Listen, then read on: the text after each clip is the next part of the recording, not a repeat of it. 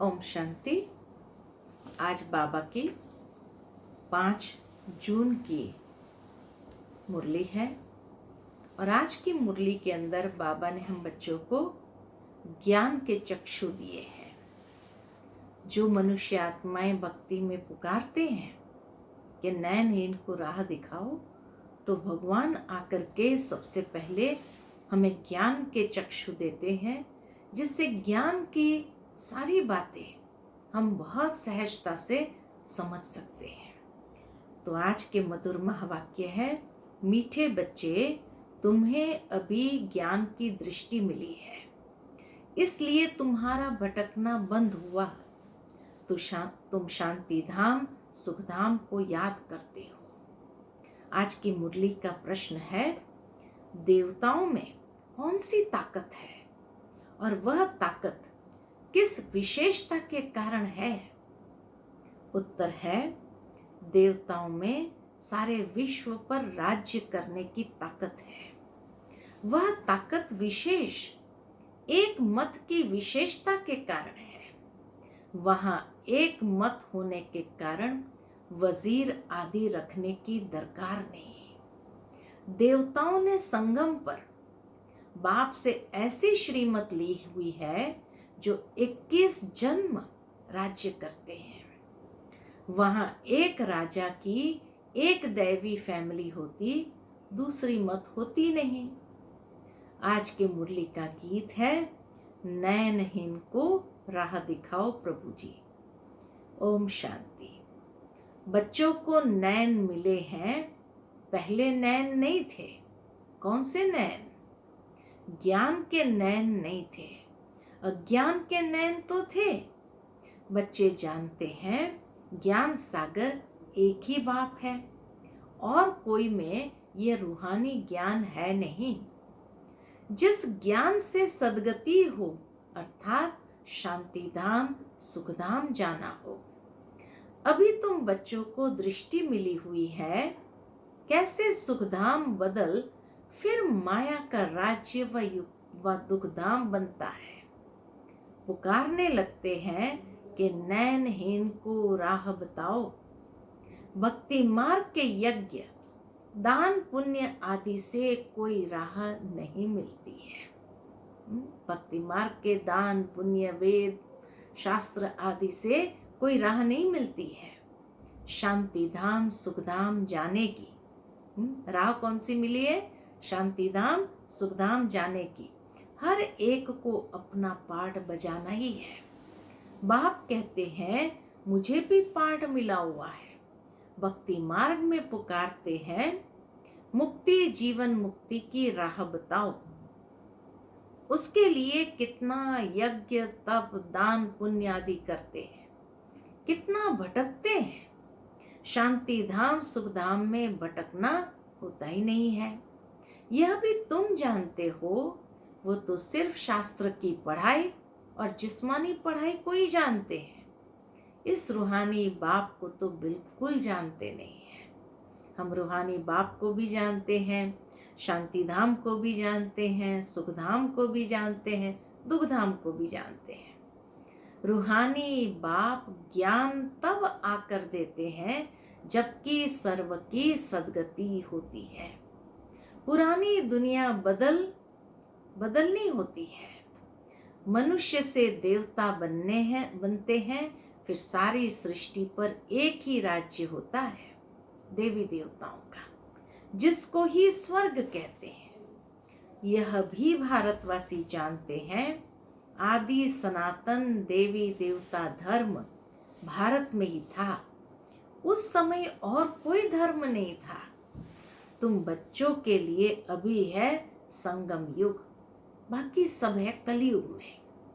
तुम पुरुषोत्तम संगम युग पर बैठे हो। जो जो बाप को याद करते हैं, बाप की श्रीमत पर चलते हैं, वह संगम युग पर है, बाकी कलयुग में है। अगर श्रीमत पर नहीं चलते, बाबा को याद नहीं करते, मना कलयुग में है। अभी कोई सॉवेरेंटी किंगडम आदि तो है नहीं। अनेक मतों से राज्य चलता है। सतयुग में तो एक ही महाराजा की मत चलती है, वजीर होते ही नहीं है। इतनी ताकत रहती है, महाराजा में इतनी श्रीमत की ताकत रहती है। फिर जब पतित बनते हैं तो वजीर आदि रखते हैं, क्योंकि वह ताकत नहीं रहती है। अभी तो है ही प्रजा का राज्य। सतयुग में एक मत होने से ताकत रहती है। अभी तुम वह ताकत ले रहे हो। अभी बाबा की याद से, श्रीमत से वो ताकत भर रहे हैं। फिर सतयुग में एक ही परिवार की एक ताकत रहती है और उसी ताकत से राज्य चलता है। 21 जन्म इंडिपेंडेंट राज्य करते हो, अपनी ही दैवी फैमिली है। अभी यह है तुम्हारा ईश्वरीय परिवार। बाप कहते हैं अपने को आत्मा समझ, बाप की याद में रहते हो तो तुम ईश्वरीय परिवार के हो। अगर देह अभिमान में आकर भूल जाते हो तो आसुरी परिवार के हो। 1 सेकंड में ईश्वरीय संप्रदाय के और फिर 1 सेकंड में आसुरी संप्रदाय के बन जाते हो। अपने को आत्मा समझ, बाप को याद करना कितना सहज है, परंतु बच्चों को मुश्किल लगता है। बाप कहते हैं अपने को आत्मा समझ और बाप को याद करेंगे तो विकर्म विनाश होंगे। देह द्वारा कर्म तो करना ही है। देह बिगर तो तुम कर्म कर नहीं सकेंगे। कोशिश करनी है काम काज करते भी हम बाप को याद करें, परंतु यहाँ तो बिगर काम भी याद नहीं कर सकते। किसी को कोई काम नहीं है तो भी भगवान को याद नहीं कर सकते, भूल जाते हैं। यही मेहनत है। भक्ति में ऐसे कोई थोड़ी कहा जाता है कि सारा दिन भक्ति करो, उसमें टाइम होता है। भक्ति मार्ग में भक्ति करने का टाइम होता है, सवेरे, शाम व रात को। फिर मंत्र आदि जो मिलता है वह बुद्धि में रहता है। अनेक शास्त्र है, वह भक्ति मार्ग में पढ़ते हैं। तुमको तो कोई पुस्तक आदि नहीं पढ़ना है, न बनाना है। यह मुरली छपाते भी है रिफ्रेश होने के लिए। बाबा मुरली क्यों भेजते हैं? ताकि बच्चे बार बार पढ़े, रिफ्रेश होते रहे। बाकी कोई भी किताब आदि नहीं रहेगी, ये सब खत्म हो जाने हैं। ज्ञान तो है ही एक बाप में। अभी देखो ज्ञान विज्ञान भवन नाम रखा है, जैसे कि वहाँ योग और ज्ञान सिखाया जाता है। बिगर अर्थ ऐसे ऐसे नाम रख देते हैं, कुछ भी पता नहीं है कि ज्ञान क्या है, विज्ञान क्या है।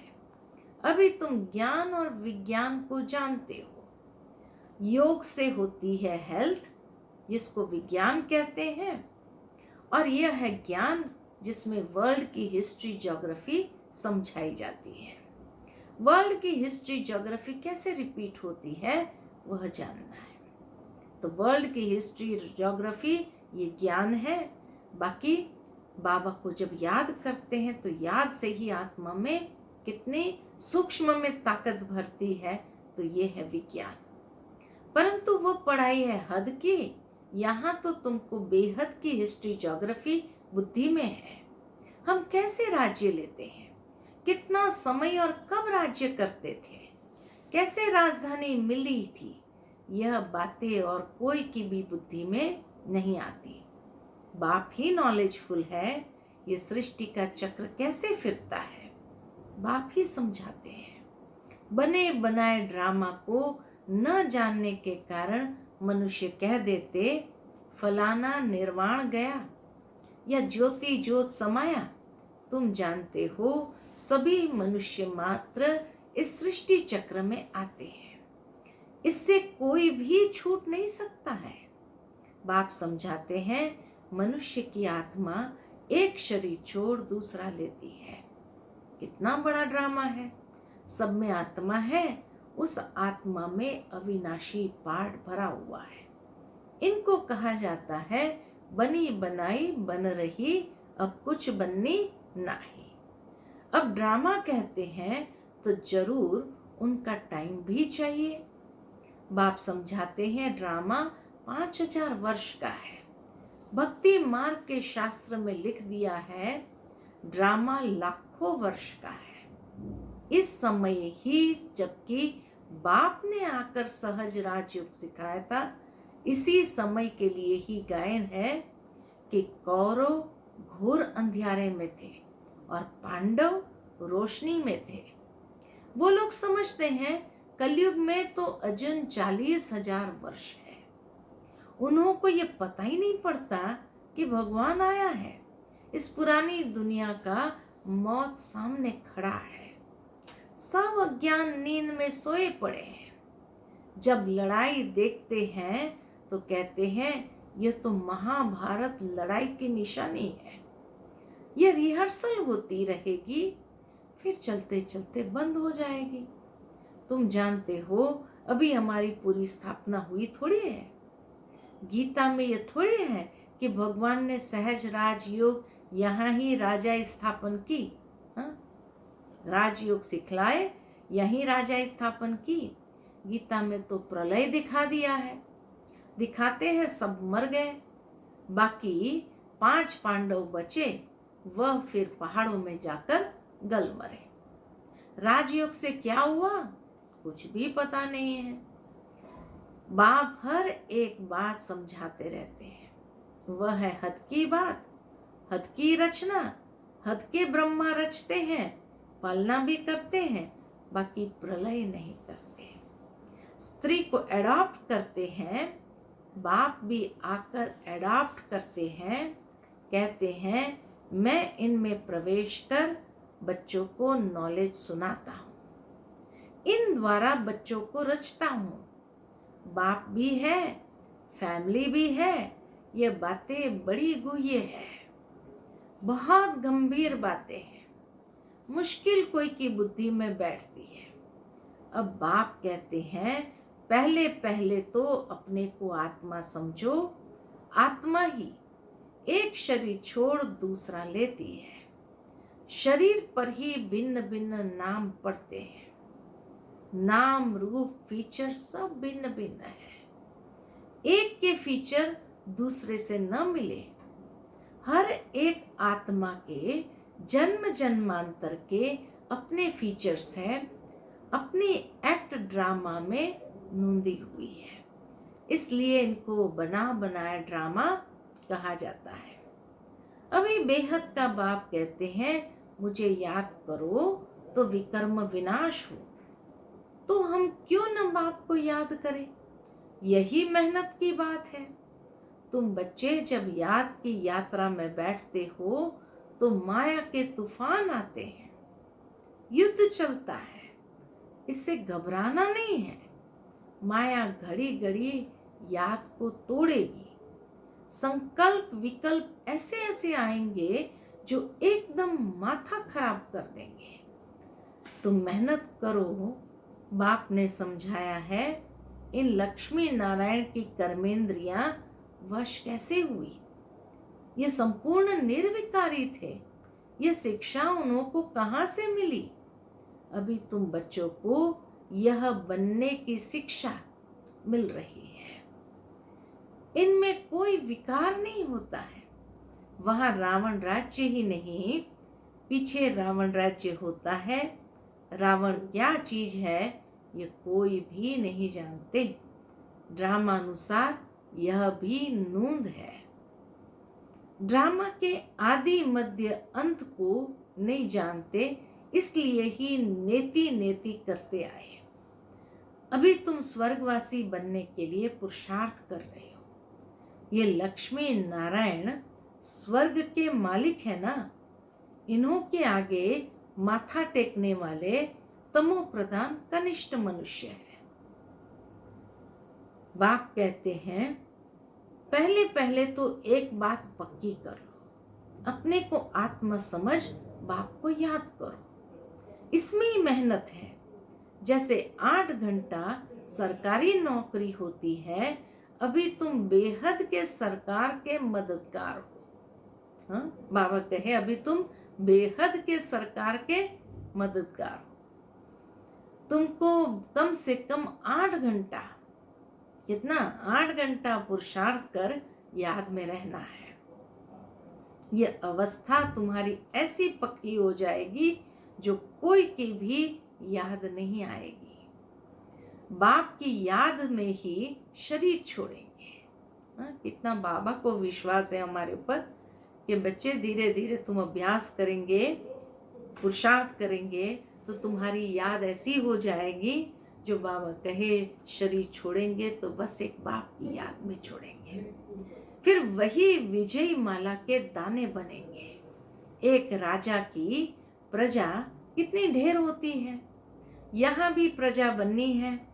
तुम विजय माला के दाना पूजने लायक बनेंगे। 16,108 की माला भी होती है, एक बड़े बॉक्स में पड़ी रहती है। 8 की माला, 108 की भी माला, अंत में फिर 16,108 की भी बनती है। तुम बच्चे ने ही बाप से राजयोग सीख सारे विश्व को स्वर्ग बनाया है, इसलिए तुमको पूजा जाता है। तुम ही पूज्य थे, फिर पुजारी बने हो। ये दादा कहते हैं हमने खुद माला फेरी है। लक्ष्मी नारायण के मंदिर में यूं तो रुद्र माला होनी चाहिए, परंतु पहले रुद्र माला फिर रूंड माला बनती है। पहले नंबर में है रुद्र माला, जिसमें शिव भी है। रूंड माला में शिव कहाँ से आए? वह है विष्णु की माला। इन बातों को कोई भी समझते थोड़ी है। अभी तुम कहते हो हम शिव बाबा के गले का हार बन जाए, बनते हैं। हम शिव बाबा का गले का हार जाए बनते हैं। ब्राह्मणियों की माला नहीं बन सकती है। क्यों नहीं बन सकती है? ब्राह्मणों की माला नहीं बन सकती है। बाबा कहे ब्राह्मणों की माला होती नहीं है। तुम जितना याद में रहते हो, फिर वहां भी नजदीक में ही आकर राज्य करेंगे। देखो बाबा कितनी गुह्य बात बताते हैं। क्यों बाबा घड़ी घड़ी कहते हैं बाबा को याद करो? क्योंकि जितना याद में रहते हो तो फिर वहां भी नजदीक में ही आकर राज्य करेंगे। ब्रह्मा बाबा के, लक्ष्मी नारायण के नजदीक में रहेंगे। यह पढ़ाई और कोई जगह मिल न सके। तुम जानते हो अभी हम इस पुराने शरीर को छोड़ स्वर्गवासी बनेंगे। सारा भारत स्वर्गवासी बनेगा। इन पर्टिकुलर भारत ही स्वर्ग था। 5,000 वर्ष की बात है, लाखों वर्ष की तो बात हो नहीं सकती। देवताओं को ही 5,000 वर्ष हुए, स्वर्ग को मनुष्य भूल गए हैं तो ऐसे ही कह देते हैं, बाकी है कुछ नहीं। इतना पुराना संवंत आदि है थोड़ी, है ही सूर्यवंशी चंद्रवंशी। फिर और धर्म वाले आते हैं, पुरानी चीजें काम क्या लाएगी? बाबा कहे कई लोग सोचते हैं पुरानी चीजों को काम क्या आएगी। कितना खरीद करते हैं, एंटिक चीजें कितना खरीद करते हैं, पुरानी चीजों की बहुत वैल्यू करते हैं। सबसे वैल्यूबल है शिव बाबा। कितने शिवलिंग बनाते हैं। आत्मा इतनी छोटी बिंदी है, ये किसको भी समझ में नहीं आता। अति सूक्ष्म रूप है, बाप ही समझाते हैं। इतनी छोटी बिंदी में इतना पाठ नूंदा हुआ है। यह ड्रामा रिपीट होता रहता है। यह ज्ञान तुमको वहां नहीं रहेगा, ये प्राय लोप हो जाता है। तो फिर कोई सहज राजयोग सिखला कैसे सकते हैं? यह सब भक्ति मार्ग के लिए बैठ बनाए हैं। अभी बच्चे जानते हैं बाप द्वारा ब्राह्मण, देवता, क्षत्रिय 3 धर्म स्थापन हो रहे हैं। ब्राह्मण भी धर्म है, देवता भी धर्म है, क्षत्रिय भी धर्म है, तो 3 धर्म स्थापन हो रहे हैं भविष्य नई दुनिया के लिए। वह पढ़ाई जो तुम पढ़ते हो वो है इस जन्म के लिए। इनकी प्रारब्ध तुमको नई दुनिया में मिली है। पढ़ाई इस जन्म के लिए है। धर्म 3 स्थापन हो रहे हैं और इस पढ़ाई से ही प्रारब्ध प्राप्त होता है नई दुनिया में। यह पढ़ाई होती है संगम युग पर। यह है पुरुषोत्तम संगम युग। मनुष्य से देवता तो जरूर संगम पर बने होंगे। बाप बच्चों को सब राज समझाते हैं। यह भी बाबा जानते हैं तुम सारा दिन इस याद में रह नहीं सकेंगे, इम्पॉसिबल है। इसीलिए चार्ट रखो, देखो हम कहाँ तक याद में रह सकते हैं।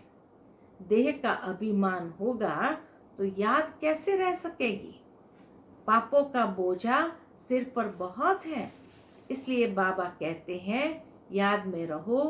त्रिमूर्ति का चित्र पॉकेट में डाल दो, परंतु तुम घड़ी घड़ी भूल जाते हो। अलफ को याद करने से बे आदि सब याद आ जाता है। बैज तो सदा लगा रहे। लिटरेचर भी हो, कोई भी अच्छा आदमी हो तो उनको देना चाहिए। अच्छा आदमी कभी मुफ्त में लेंगे नहीं। बोले इसका क्या पैसा है। बोलो ये गरीबों को तुम मुफ्त में दिया जाता है। बाकी जो जितना दे, हर एक की अपनी मर्जी। लिटरेचर का, ये ज्ञान का कितना दाम लगा सकते हैं। रॉयल्टी होनी चाहिए। तुम्हारी रस्म रिवाज दुनिया से बिल्कुल न्यारी होनी चाहिए। रॉयल आदमी आप ही कुछ न कुछ दे देंगे। यह तो हम सबको देते हैं कल्याण के लिए। कोई पढ़कर भी तुमको पैसे भेज देंगे। खर्चा तो तुम करते हो ना। बोलो हम अपना तन मन धन भारत की सेवा में खर्च करते हैं। अच्छा, मीठे मीठे सिकिलते बच्चों प्रति माता पिता बाप दादा का याद प्यार और गुड मॉर्निंग। रूहानी बाप की रूहानी बच्चों को नमस्ते। हम रूहानी बच्चों की रूहानी माता पिता बाप दादा को याद प्यार गुड मॉर्निंग और नमस्ते। नमस्ते। शुक्रिया बाबा, शुक्रिया। अच्छा, धारणा के लिए मुख्य सार है, इस बेहद की सरकार को याद करने के लिए कम से कम 8 घंटा याद में रहने का पुरुषार्थ करना है। याद में जो माया विघ्न डालती है उससे घबराना नहीं है। दूसरी पॉइंट, इस पुरुषोत्तम संगम युग पर ईश्वरीय संप्रदाय का बन ईश्वर की मत पर चलना है। कर्म करते भी एक बाप की याद में रहने का अभ्यास करना है। आज का वरदान है बेगर टू प्रिंस। बाबा कहे बेगर टू प्रिंस का पाठ प्रैक्टिकल में बजाने वाले त्यागी व श्रेष्ठ भाग्यशाली आत्मा भव। बेगर से प्रिंस कैसे बनते हैं हम, तो बाबा कहे त्याग करते हुए श्रेष्ठ भाग्यशाली आत्मा भव। जैसे भविष्य में विश्व महाराजन दाता होंगे, ऐसे अभी से दातापन के संस्कार इमर्ज करो। किसी से कोई सैल्वेशन लेकर फिर सैल्वेशन दे, ऐसा संकल्प में भी न हो।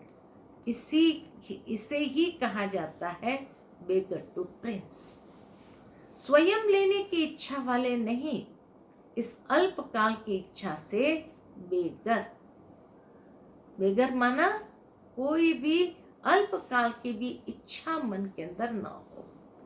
ऐसा बेगर ही संपन्न मूर्त है जो अभी बेगर टू प्रिंस का पाठ प्रैक्टिकल में बजाते हैं। उन्हें कहा जाता है सदा त्यागी व श्रेष्ठ भाग्यशाली। त्याग से सदा काल का भाग्य स्वतः बन जाता है। आज की मुरली का स्लोगन है, सदा हर्षित रहने के लिए, सदा हर्षित रहने के लिए क्या करना पड़ेगा, साक्षीपन की सीट पर दृष्टा बन हर खेल देखो। साक्षीपन की सीट पर दृष्टा बनकर हर खेल को देखो। तो ये थे आज के बाबा के मधुर महावाक्य, जिसमें हम सभी को बाबा ने ज्ञान के दिव्य चक्षु दिए, जिससे हम बेहद की हिस्ट्री ज्योग्राफी देख सकते हैं, शिव बाबा को देख सकते हैं, ब्रह्मा बाबा को समझ सकते हैं, और संगम युग को भी हम जानते हैं, और कैसे वर्षा लेते हैं, पुरुषार्थ कौन सा करते हैं, ये भी सब बातों की नॉलेज बाबा आकर हमें देते हैं। तो ये थे बाबा के मधुर महावाक्य। ओम शांति।